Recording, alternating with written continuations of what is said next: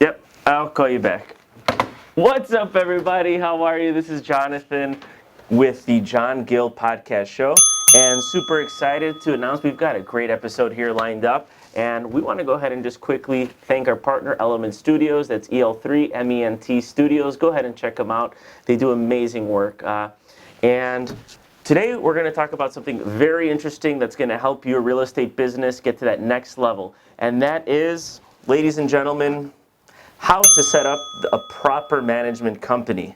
Okay, that is the secret sauce to having success in real estate, and it's actually one of the biggest growing pains to anyone who has actually purchased real estate ever. Well, with that in mind, I want to just basically break down exactly what it is that a property management company does.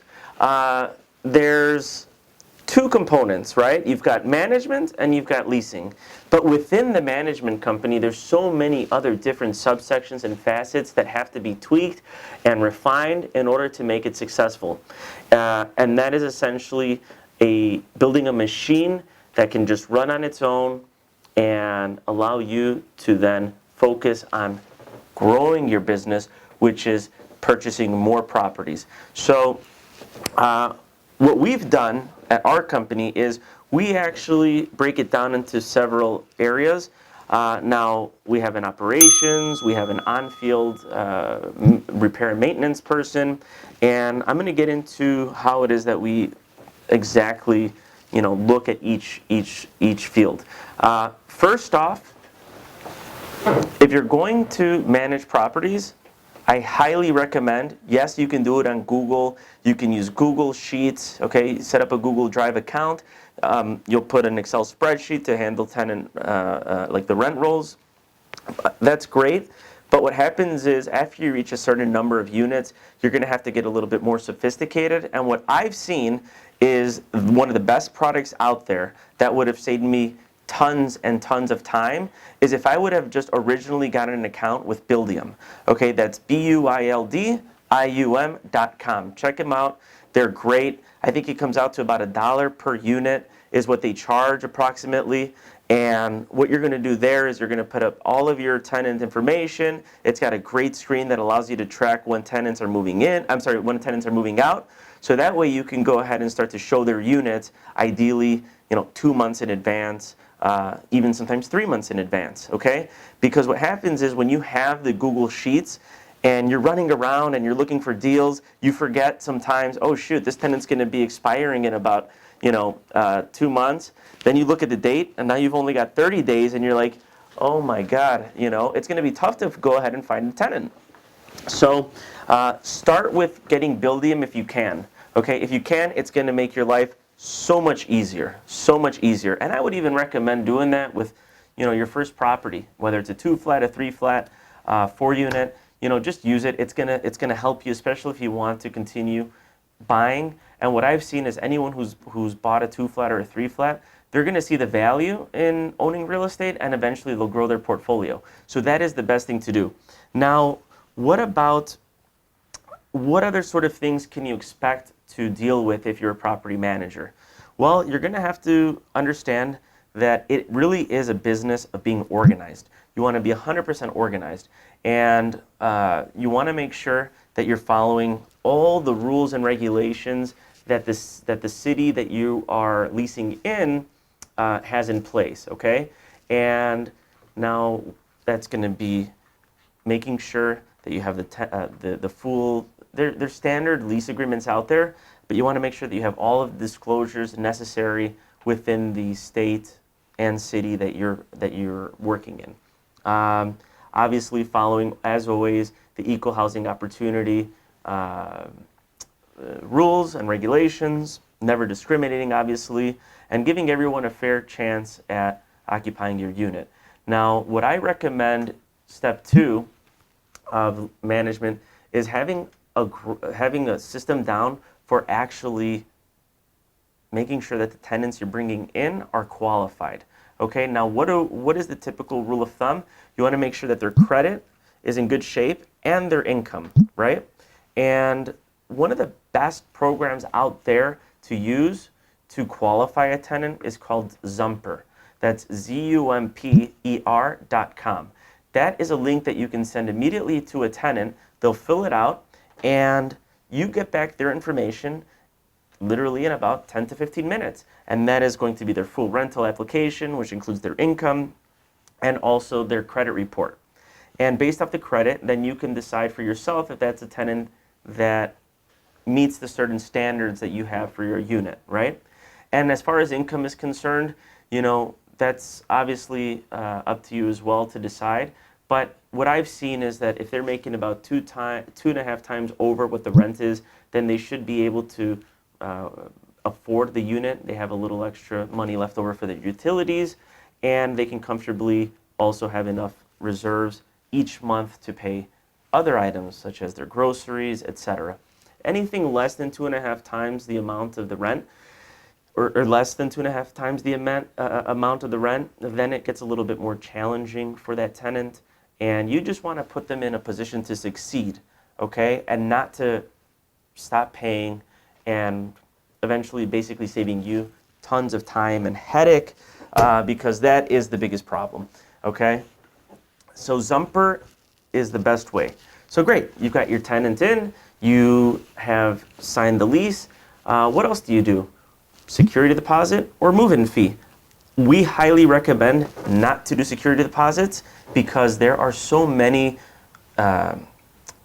laws in place that any sort of failure to process that security deposit the right way will lead you to thousands of dollars in headaches or if you have a professional tenant that wants to game the system and they find out that you're not maybe putting that into an interest-bearing account, well, guess what? You might get sued for about 3 times the amount of that security deposit. So don't do security deposits. Don't do it, please. Do move-in fees.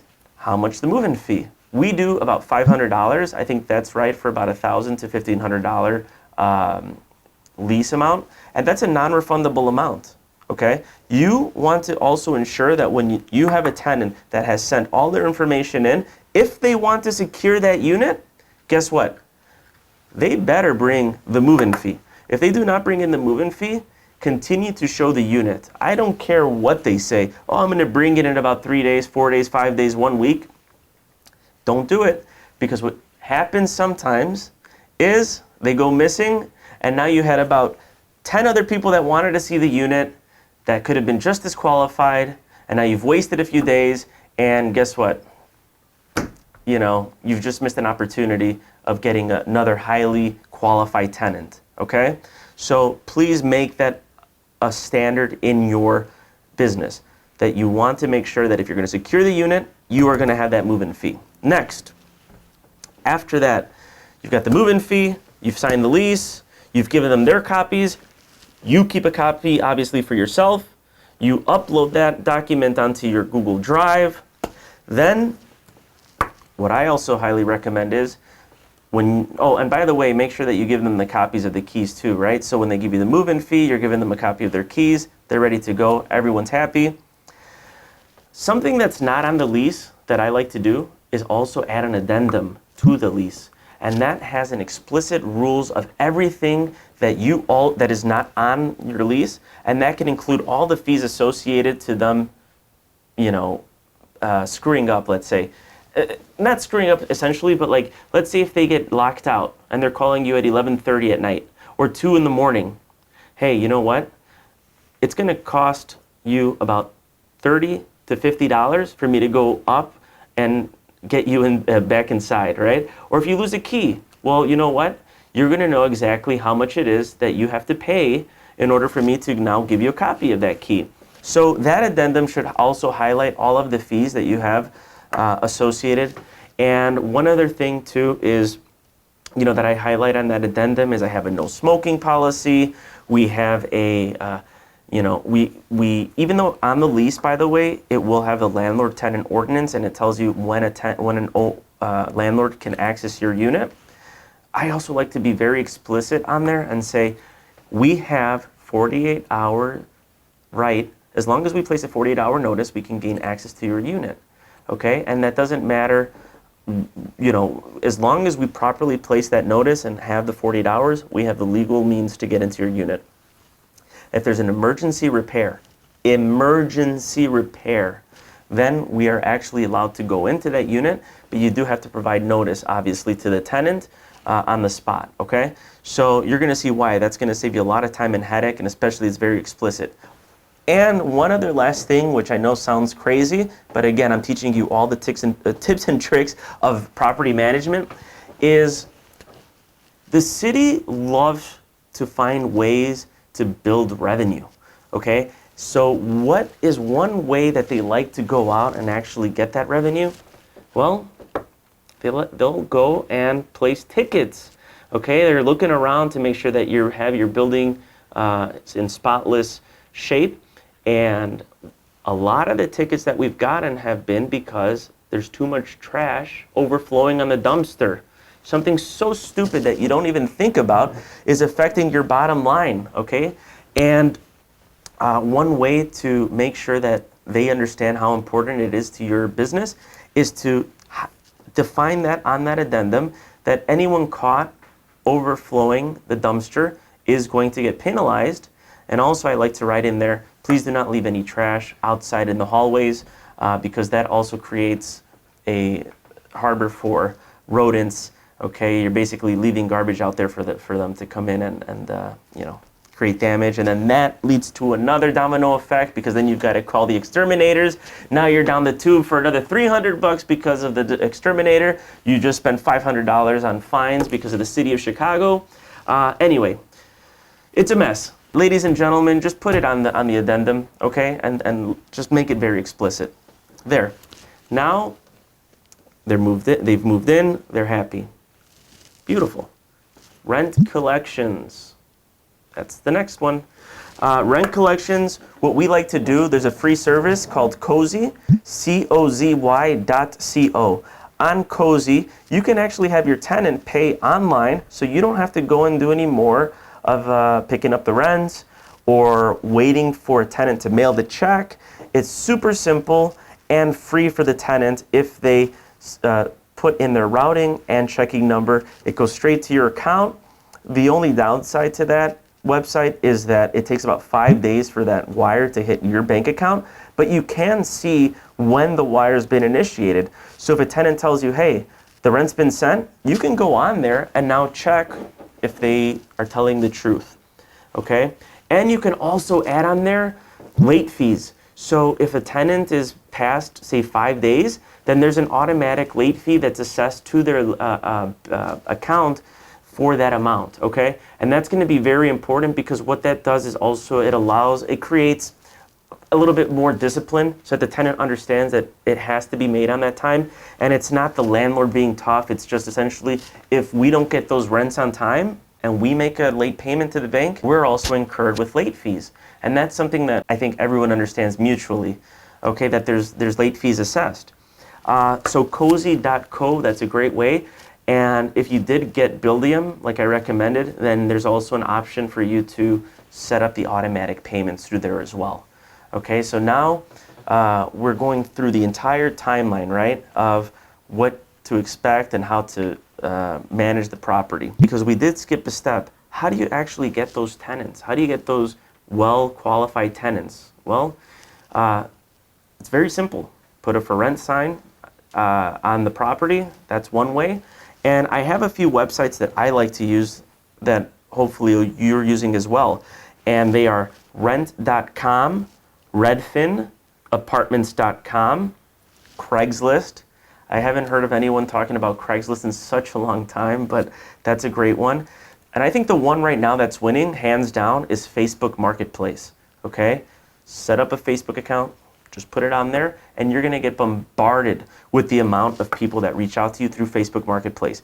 But make it very clear on there the expectations of what you're looking for on credit score requirements. Because if you don't want a tenant that's going to come in with like a 400 credit score, then you want to make it very explicit on there that we do check credit and income, okay? And really that's all that we're doing. And you always are going to treat every single tenant the same because, again, at the end of the day, this is exactly how it's regulated. You want to make sure that everybody has, that you're just looking at credit, income, and in the city of Chicago, you cannot discriminate against any past felonies, okay? So one thing that is actually an issue right now is that Zumper automatically will provide that information. So there is a big issue going on right now to try to see how credit bureau companies, TransUnion, Equifax, and Experian, can eliminate that information from the credit reports so that as a landlord, we're not automatically failing the new legislation that went into place earlier in the last year. Keep an eye out for that because we've contacted, we've actually contacted our the board, real estate board, and we've asked them about that, and they're saying that they don't know. That they then directed us to Zumper, and they said ask Zumper if they can put that apart. But anyway, it goes back to just making sure that you're following the rules and all the laws associated to the city, state, county that you're working in, okay? Now, we're gonna just progress. We've gone through the leasing side, the marketing, some of the websites that we use, the income, and one of the other things too, when a tenant provides that information through Zumper, you also want to make sure that you are doing a verification, and we're going back, I know, we're going back a little bit, but there's some very important steps that I want to make sure that you guys also do. When you're qualifying that tenant, if they're self-employed, you want to look at some of their bank statements to make sure that your deposits are what they say they are getting on average. So you can go back about 2 months usually. You also want to do a verification of rent, and you want to call their previous landlord and ask them if you want to ask them the amount of rent that they're paying if they have paid on time, okay? And that information will be on the rental application. So that's another way, again, just for you to make sure that you are qualifying the right tenant, okay? And this is the part, real quick, just want to make sure that your bookkeeping and your accounting is on point.